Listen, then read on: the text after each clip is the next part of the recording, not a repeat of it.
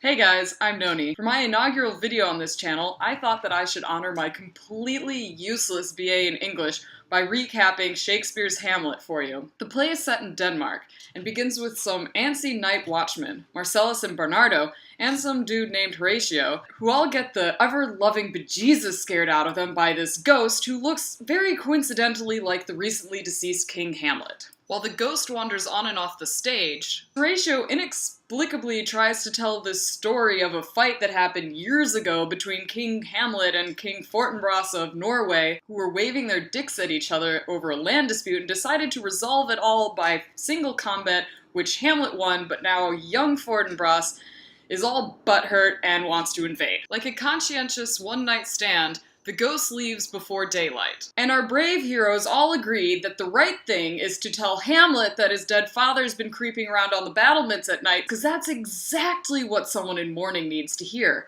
Nice work, guys. The next scene opens with the newly made King Claudius blowing a bunch of smoke up the asses of all the courtiers, in a majestic display of oratory achievement that honestly makes me question the listening skills of everyone present. In the next scene, Ophelia is having a really bad day because both her brother and her father try to have the sex talk with her. More specifically, they want her to end her relationship with Hamlet. Later that night, Hamlet and friends are visited by the ghost who tries to waft Hamlet over into a more private corner. Despite the fact that everyone's like, "No, Hamlet, this really seems like a bad idea. Hamlet, this is exactly how you end up in an unmarked grave on the side of a desolate highway." Hamlet goes because it just wouldn't be as interesting if he didn't. The ghost tells Hamlet that Claudius killed him by pouring poison in his ear while he was sleeping in the orchard. Rude! And that since he died without having his last confession, he is now condemned to suffer forever. Ruder! The ghost wants Hamlet to avenge him by killing Claudius. Hamlet agrees, Marcellus and Horatio show up,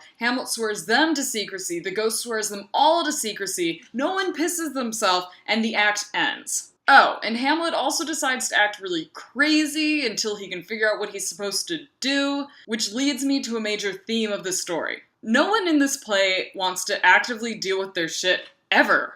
Seriously, the whole plot just consists of people creatively inventing ways to avoid doing things. In Act 2, Polonius tells Claudius that he thinks Hamlet's madness might be caused by his breakup with Ophelia. Because in Shakespeare, no one just simply gets over a romantic failure. Polonius and Claudius decide that the best way to get to the bottom of this is to wait until Hamlet is alone, sick Ophelia on him, and hide behind a tapestry to watch the whole thing go down. It's genius. Later on, Hamlet learns of a troupe of actors that are in town. He arranges for them to put on a show that will greatly resemble the way that King Hamlet was killed. The goal being that if Claudius is as guilty as the ghost says, he will react in some way, and Hamlet will know that he has to kill him. Moving on to Act 3. After Claudius and Polonius set up for their old dude espionage special, Hamlet enters and delivers the famous to be or not to be speech, which is essentially a poetic way of saying that life's a bitch,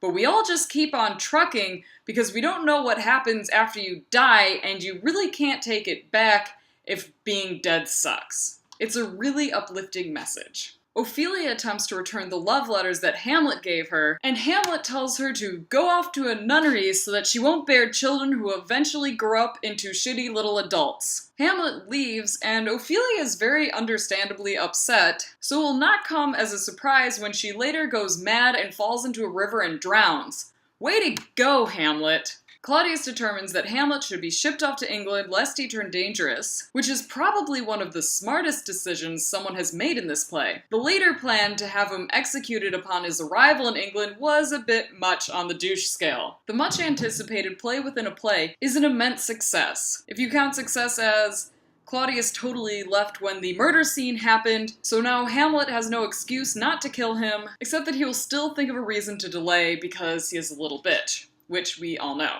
Hamlet finally gets his chance to kill Claudius when he walks in on him praying, or rather, trying to pray, because that sort of thing is hard when you're only kind of sorry and are crossing your fingers. Despite the fact that this is a golden opportunity, Hamlet decides not to kill Claudius because of course he does. Hamlet then goes on to be a complete dick to his mother in her bedroom, while Polonius listens on behind a tapestry, because once you've gone tapestry, you can't go back-istry. Sorry.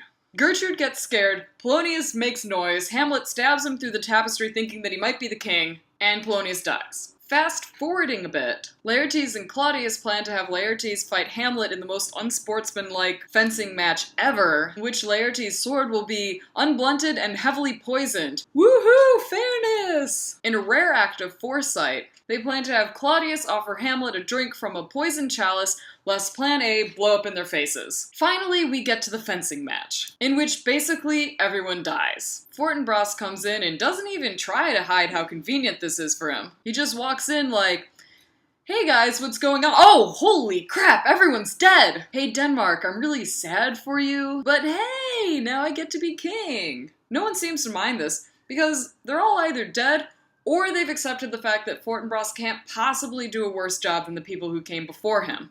Alright, that's it for Hamlet. If you want more recaps, please subscribe. Or not. I put out new videos every Thursday, and sometimes more often if I get the time. Next up, I'm gonna be doing Season 2 of Hannibal and Season 4 of Game of Thrones. So those will probably keep me occupied for a while, but I will be doing more Shakespeare recaps eventually. And if you have any special requests of plays, if you have any passages that you're struggling with and you want me to try to put them into normal person English for you, I'd be more than happy to help out, because I'm a huge Shakespeare geek. Alright. Until next time.